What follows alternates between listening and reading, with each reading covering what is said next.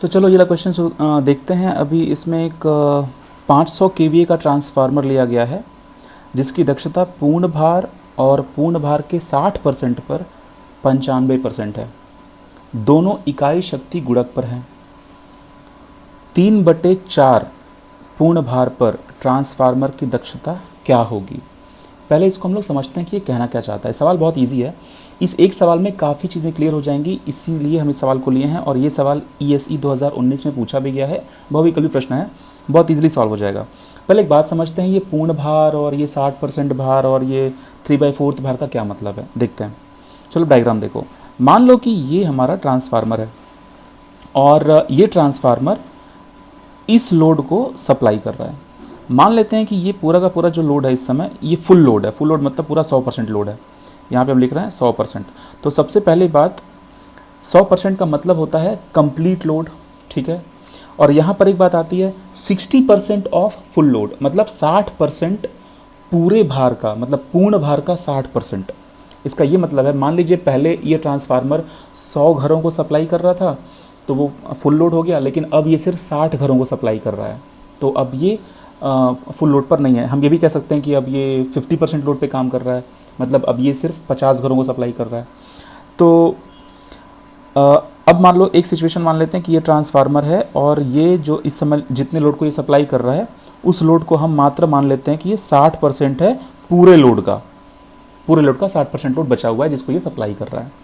और एक और केस मान लेते हैं कि वही ट्रांसफार्मर अब एक और कंडीशन में पूरे लोड के 3/4 मतलब 3/4 हिस्से को सप्लाई कर रहा है।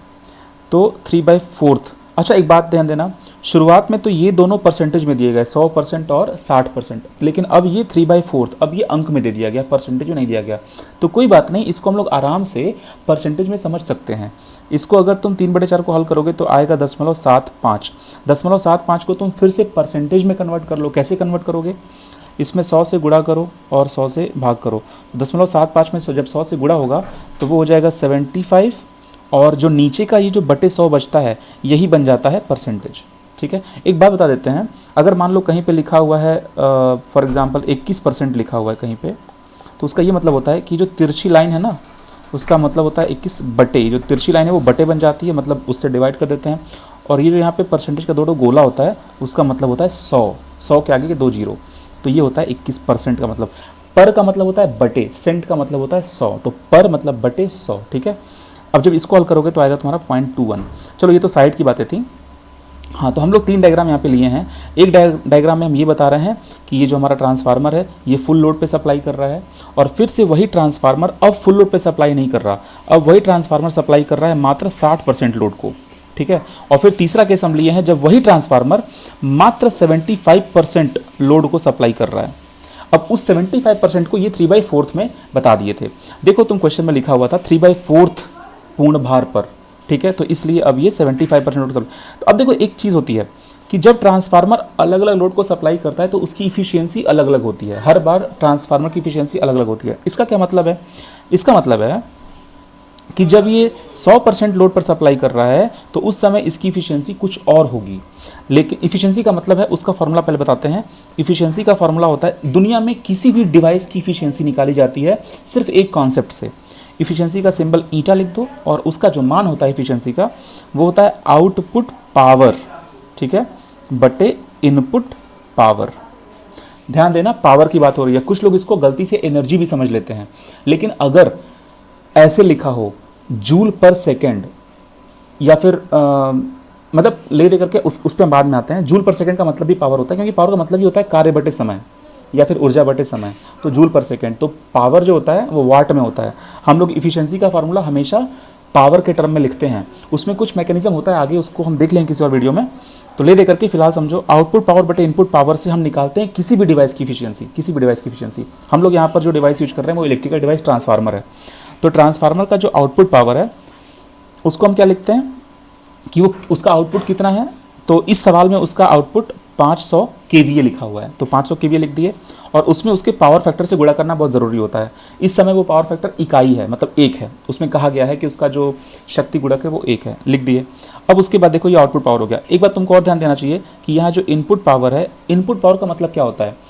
कितनी एनर्जी इनपुट हो रही है, उसके बाद कितना लॉस होने के बाद आउटपुट बच रहा है। इसका मतलब ये है कि अगर तुम इनपुट पावर, आईपी मतलब इनपुट और पावर अलग से लिख रहे हैं, अगर तुम इनपुट पावर दे रहे हो तो वो क्या होगा, वो दो हिस्सों में बटेगा। उसका कुछ हिस्सा तो लॉस में चला जाएगा और उसके बाद जो बचेगा वही तुम्हारा आउटपुट पावर बनेगा। ठीक है, यही होता है हर जगह। अच्छा, अब जैसे मान लो फॉर एग्जांपल हम लोग कुछ खाते हैं, मान लो कि खाने से पहले उसमें 100 जूल की एनर्जी है, लेकिन जब लोग हम उसको खा लेंगे तो पूरा 100 का 100 जूल हमारी बॉडी को नहीं मिलेगा, कुछ परसेंट वेस्ट हो जाएगा। तो ट्रांसफार्मर में जो लॉस होता है वो दो तरह का मेन तरीके से होता है। एक लॉस होता है जिसको हम कॉपर लॉस बोलते हैं और एक होता है जिसको हम आयरन लॉस बोलते हैं। अब क्योंकि ये पावर लॉस है इसीलिए इसको हम पी से दिखाते हैं, पी कॉपर और पी आयरन। ठीक है, पी मतलब पावर होता है इसलिए उसको हम ऐसे दिखाते हैं। अब क्या होगा, ये जो आउटपुट पावर है इसका इस्तेमाल हम करते हैं इफिशिएंसी निकालने में और इनपुट पावर का इस्तेमाल हम लोग करते हैं इफिशिएंसी निकालने में। तो इफिशिएंसी में आउटपुट पावर की जगह तो हम आउटपुट पावर लिख देंगे, लेकिन इनपुट पावर की जगह हम क्या करेंगे, ये पूरा का पूरा लिख देंगे, मतलब लॉस प्लस आउटपुट पावर। इसका ये मतलब हुआ कि हम लोग इनपुट पावर को लिखने वाले हैं copper loss plus iron loss plus output power. तो अब ये इसका तुम स्क्रीनशॉट ले लेना, इसको हम मिटा देते हैं और यहाँ पर हम कुछ ठीक से लिखना चाहते हैं। तो अब हम लोग इफिशिएंसी का फॉर्मूला फटाक से लिखते हैं और बहुत इजीली उसका फॉर्मूला अब तुमको समझ में आ जाएगा कि इफिशिएंसी का जो फॉर्मूला होना है वो होना है efficiency symbol is equal to output power को हम सिर्फ ओपी लिख रहे हैं अब, divided by output power plus power of copper, मतलब कॉपर लॉस, सिंपल उसको सिंबल दे रहे हैं कॉपर लॉस। पी मतलब पावर लॉस, इसीलिए वो कॉपर में पावर लॉस है, प्लस उसके बाद पावर लॉस कहाँ पे, आयरन में, तो पी आई। अब एक बात, ये तो फार्मूला बन गया, फंडामेंटल फार्मूला हमारा एफिशिएंसी का बन गया ट्रांसफार्मर के लिए।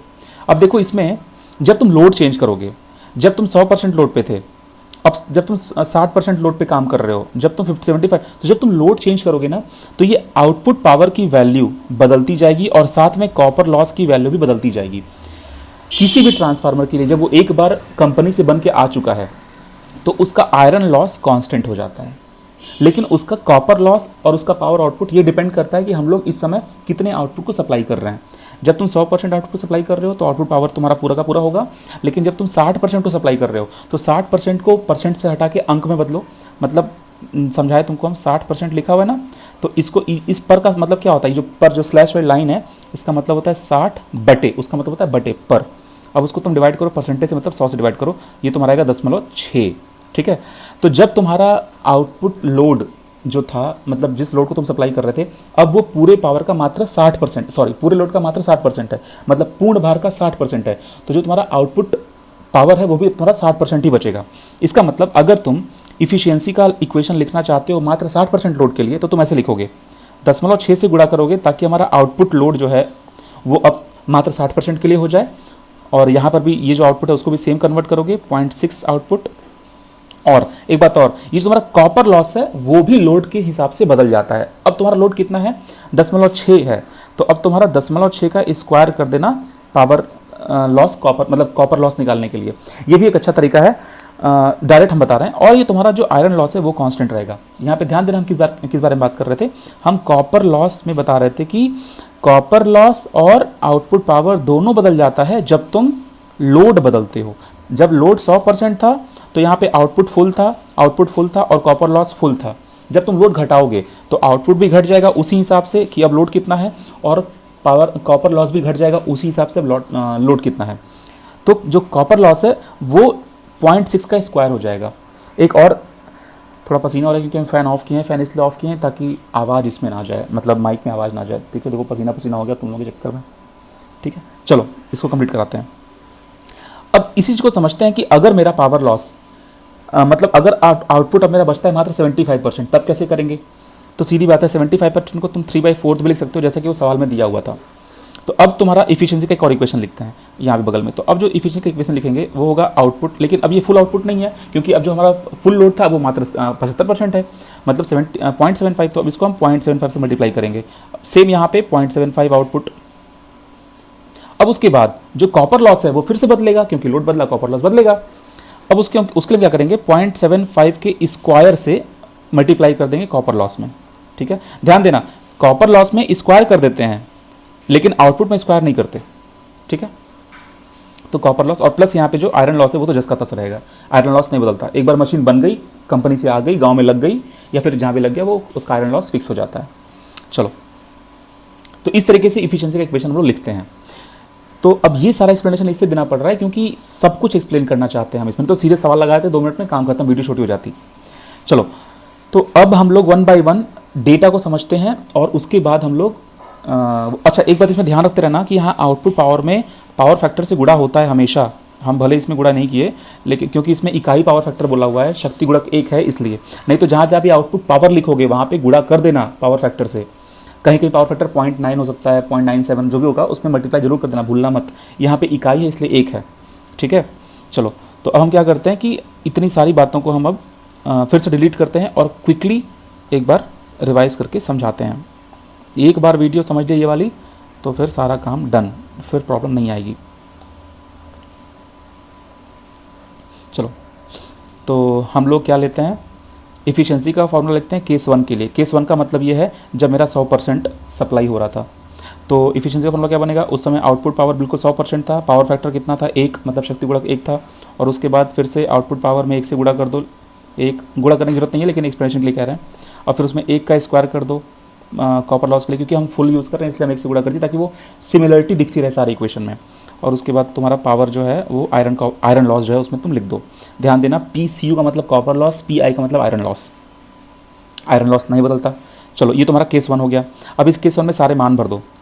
अब देखो मान भरने जा रहे हैं तो उसमें वो क्या कह रहा था, वो ये कह रहा था कि इफ़िशियंसी 95% है। जब तुम सवाल पढ़ोगे तो देखो कि तुम यहाँ पे देखो सवाल पढ़ो, 500 kVA का ट्रांसफार्मर है जिसकी दक्षता पूर्ण भार पर 95% है और पूर्ण भार के 60% पर भी 95% है। इसका मतलब कि हम जो पहला इक्वेशन लिख रहे हैं वो पूर्ण भार के लिए लिख रहे हैं, तो उसमें इसका मान क्या है, इफिशिएंसी का मान कितना है, 0.95 है। 0.95 इज इक्वल टू आउटपुट, हाँ आउटपुट पावर कितना दिया भाई, KVA, वो जो रेटिंग दी हुई ना KVA वही है हमारा। अब ध्यान देना KVA का मतलब क्या होगा, एक बार और बता देते हैं। KVA का मतलब है वोल्ट एम्पियर को मल्टीप्लाई करने पे वॉट आता है, तो ये किलो वॉट है असल में। KVA का मतलब है किलो वॉट, क्योंकि वोल्ट एम्पियर का हम वॉट कहते हैं, तो ये KVA किलो वॉट है। तो तुम डायरेक्ट यहाँ पे किलो वॉट को किलो वॉट में किलो वॉट को वॉट में चेंज करने की जरूरत नहीं है, डायरेक्ट तुम उसी में लिखो वैल्यू, किलो वॉट में लिखो, क्योंकि सारा वैल्यू इसमें किलो वॉट में लिखेंगे हम लोग। तो ये 500 किलो वाट यहाँ पे लिख दो, 1 से गुणा कर देना क्योंकि वो इकाई शक्ति गुणक है। फिलहाल उसको रहने दो जस का तस, 1 से गुणा करने से क्या फ़ायदा, एक ही आएगा। फिर पावर फैक्ट कॉपर का जो लॉस है वो हमको पता नहीं है, तो PCU उसको जस का तस लिख दो और आयरन लॉस को भी उसका जस का तस लिख दो, क्योंकि हम लोगों को ना कॉपर लॉस और आयरन लॉस इस सवाल में अलग से पता नहीं है। तो ये हमारा केस 1 के लिए इक्वेशन बन गया ये वाला, ठीक है। अब इस इक्वेशन को हल करेंगे तो हमारा ये मान आएगा, देखो ये वाला मान हम यहाँ पे पहले से लिख के रखे हुए हैं। Copper loss plus iron loss का मान आएगा जोड़ करके 26.31। अब दूसरा इक्वेशन बनाते हैं। दूसरे इक्वेशन में वो क्या कह रहा था कि जब ट्रांसफार्मर मात्र 60% को सप्लाई कर रहा था, तो जब 60% को सप्लाई कर रहा होगा तब इफिशियंसी का फॉर्मूला क्या बनेगा, 0.6 से गुणा करना पड़ेगा आउटपुट में, मतलब 500 में, डिवाइड बाई फिर से 0.6 से गुणा करना पड़ेगा आउटपुट में, मतलब 500 में, प्लस ध्यान देना 0.6 को स्क्वायर करना पड़ेगा और फिर कॉपर लॉस, फिर आयरन लॉस जस का तस। अब ये हो गया हमारा सेकंड इक्वेशन। लेकिन उस समय भी इफिशियंसी हमारी 0.95 ही थी, क्योंकि इसमें सवाल में देखो, सवाल में लिखा हुआ है कि 60% भार पर भी 95% है और पूर्ण भार पर भी 95% है, तो 95% हो गया। तो अब ये जो हमारा दूसरा इक्वेशन आया है, इतने को हल करेंगे, तो इतने को हल करने के बाद इतने का मान निकालेंगे, तो इतने का मान आएगा ये दूसरा इक्वेशन, ठीक है। अब तुम देखो यहाँ पर हमारा कॉपर लॉस और आयरन लॉस, कॉपर लॉस और आयरन लॉस, ये दोनों अननोन थे। दो अननोन, दो इक्वेशन मिल गया, हम दोनों अननोन का मान निकाल लेंगे और दोनों का मान इतना इतना आएगा, ठीक है। अब वो तुमसे कह रहा है कि अब आप बताइए कि इफिशियंसी कितनी होगी ट्रांसफार्मर की जब उसका जब जो लोड है, अब जो भार यूज़ कर रहे हैं वो मात्र 3/4 है, मतलब 75% है। वो हम समझा चुके हैं, 3/4 का मतलब 75 कैसे हुआ। तो चलो, तो अब तुमको देखो पावर लॉस सेपरेटली पता चल गया है, पावर लॉस बार बार बोल रहे हैं, कॉपर लॉस पता चल गया है, आयरन लॉस पता चल गया है, तो अब इफिशियंसी आराम से निकल जाएगी, क्योंकि अब लोड कितना है, अब लोड मात्र 3/4 है। 3/4 का मतलब 0.75। बहुत पसीना हो रहा है, गर्मी हो रही है, फैन ऑन कर लेंगे, वीडियो खत्म करेंगे। तो यहाँ पे तुम आउटपुट भर दो और आउटपुट का मान भर दो, यहाँ पे आउटपुट का मान भर दो, यहाँ पे कितना परसेंटेज समय है उसका स्क्वायर कर देना और कॉपर लॉस का मान भर दो और आयरन लॉस का मान भर दो, ये आएगा 95%। सारी बात समझ में आ गई। इतने सारे पसीने के लाइक जरूर करना और कमेंट करके बताना कि कितना हार्डवर्क लगा इसको समझने में। मेरे ख्याल से तो आराम से समझ में आ गया। और भी कोई सवाल हो या डाउट हो तो बताना। चलो, थैंक यू।